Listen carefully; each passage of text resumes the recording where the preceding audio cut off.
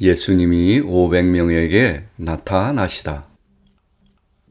티베리아스에서 남쪽으로 몇 시간 떨어져 있는 그 마지막 장소로부터 베드로는 다른 사도들, 제자들, 많은 사람들과 함께 서쪽에 있는 고지대의 한 언덕으로 갔습니다. 그 언덕 위에는 약 100여 명이 자유롭게 걸을 수 있는 충분한 공간이 있었습니다. 그곳에서는 먼 들판과 갈릴리 호수 너머의 풍경이 보였습니다. 전망이 매우 아름다운 곳이었습니다. 여기서 가까운 곳에 오병이어의 기적이 일어난 산이 있으며 예수님이 산상수훈을 하신 곳도 바로 이 지역이었습니다. 하느님의 어머니와 베로니카 외에 다른 사도들과 많은 제자들과 모든 거룩한 여인들도 이곳에 있었습니다. 베드로의 아내와 딸, 안드레와 마테오의 아내들도 다른 많은 사람들과 함께 벳사이다에서 내려왔습니다. 사도들과 제자들은 그들이 모두 이곳으로 모여야 한다는 것을 알고 있었습니다. 그들은 뿔뿔이 흩어져 있었습니다. 베드로는 사도들과 여인들에게 기적의 물고기 떼에 관해 이야기한 다음 그들과 함께 산을 올랐는데 그곳에는 몇몇 제자들에 의해 이미 사람들이 정렬해 있었습니다. 베드로는 중앙에 서서 사도들과 제자들을 비롯한 많은 사람들에게 둘러싸여 순환, 부활, 주님의 발현, 그리고 그분을 따르는 의무에 대해 알렸습니다.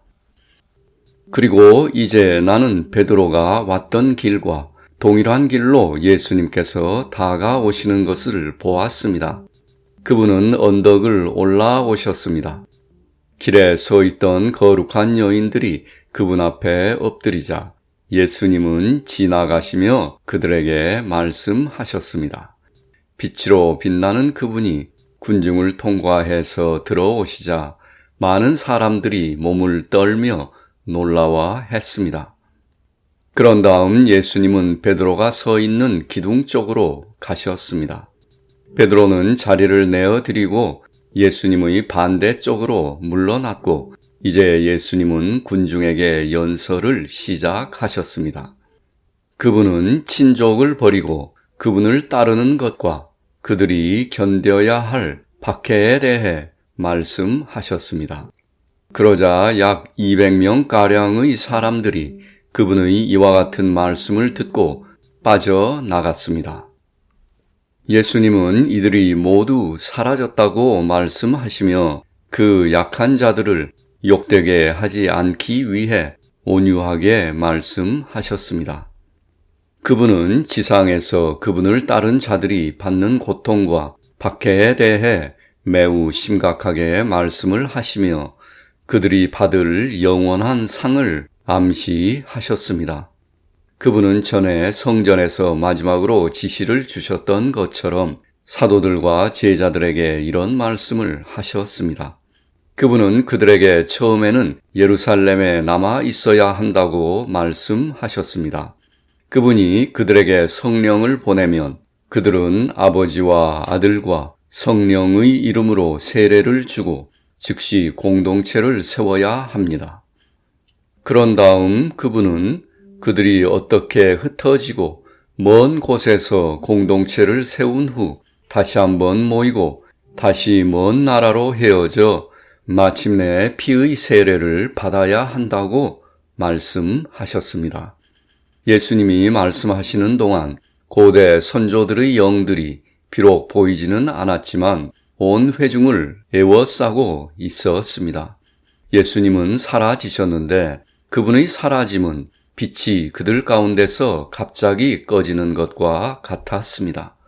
많은 사람들이 엎드려 절했고 베드로는 다시 가르치고 기도했습니다.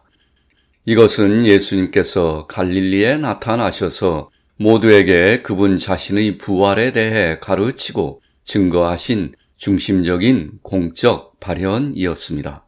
다른 발현은 더 은밀하게 이루어졌습니다. 그 후 나는 베드로, 타데우스, 안드레, 그리고 소 야고보가 다른 곳에서 그들이 최근에 시카르 지역에서 고칠 수 없었던 많은 병자들을 고치는 것을 보았습니다. 그들의 잘못은 예수님의 위엄과 품위 있는 행동을 모방하기 위해 특별한 일을 하고 중요한 태도를 취했다는 것이었습니다.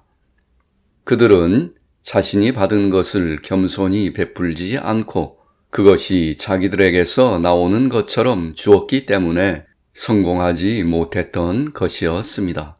그러나 이제 나는 그들이 스스로를 낮추고 병자들 곁에 무릎을 꿇고 그들을 치료해 주지 못했던 것에 대해 용서를 구하는 것을 보았습니다. 그 광경은 저에게 큰 감동을 주었습니다. 병자들은 모두 치유되었습니다. 고침을 받은 사람들은 안식일을 위해 사도들과 함께 베타니아로 갔습니다. 베드로와 요한의 역할. 나는 베타니아에서 사도들을 보았는데 거기에는 약 300명의 신자들이 따르고 있었고 그들 중에는 50명의 여인들도 있었습니다. 그들은 자신들의 재물을 공동체에 바쳤습니다. 성모님도 예루살렘에서 베타니아로 와서 마르다와 막달레나의 집에 머물고 계셨습니다. 라자로의 뜰에서는 빵을 나누고 잔을 돌리는 큰 사랑의 잔치가 있었습니다. 그리고 베드로가 큰 무리 앞에서 설교했습니다. 듣는 사람들 중에는 정탐꾼들도 있었습니다. 베드로가 자신이 그들에게 필요한 것을 줄 것이므로 모든 것을 버리고 공동체에 합류해야 한다고 선언하자 정탐꾼들은 조롱하고 비웃으며 말했습니다. 그 자신은 가진 것이 아무것도 없었다고 한다. 그는 집에서 아내를 부양할 수도 없는 가난한 어부, 떠돌이였다고 한다. 하지만 베드로는 계속해서 가르쳤습니다. 그는 사도들이 성령으로 받은 내면적인 것보다 주로 예수님의 명령에 대해 가르쳤습니다. 그는 예수님에게서 망토를 물려받고 물고기를 먹음으로써 특별한 권능을 받고 완전히 다른 존재가 되었습니다. 모두가 그를 공동체의 머리, 입, 손으로 인식했습니다. 해변에서 있었던 베드로의 죽음과 요한의 미래에 관한 예수님의 내 어린 양들을 먹여라 라는 예언의 말씀에 대해 나는 베드로가 그의 후계자들을 통하여 영원히 양떼를 인도하고 먹이는 일을 해야 하는 임무를 받았으며 반면에 요한은 초원에 활력을 주고 양들을 살리는 물의 근원에 항상 서 있어야 하는 임무를 받았다고 생각했습니다. 내가 보기에 베드로의 영향력은 시간에 더 많이 속하고 외적인 상태에 더 많이 속하기 때문에 그의 후계자들에게 나누어졌습니다. 그러나 요한의 영향력은 더 내면적이고 더 영감으로 이루어져 있어서 영감받은 전하는 자들을 해외로 파송합니다. 베드로는 반석이나 건물에 더 가깝습니다. 요한은 바람, 구름, 폭풍우, 천둥의 아들, 음성을 보내는 자에 더 가깝습니다. 베드로는 하프의 몸과 줄, 음정과 같으며 요한은 그 줄에서 나오는 미풍의 숨소리와 같았는데 나는 내가 내면에서 인식한 것을 이보다 더 의미 있는 말로 표현할 수는 없습니다.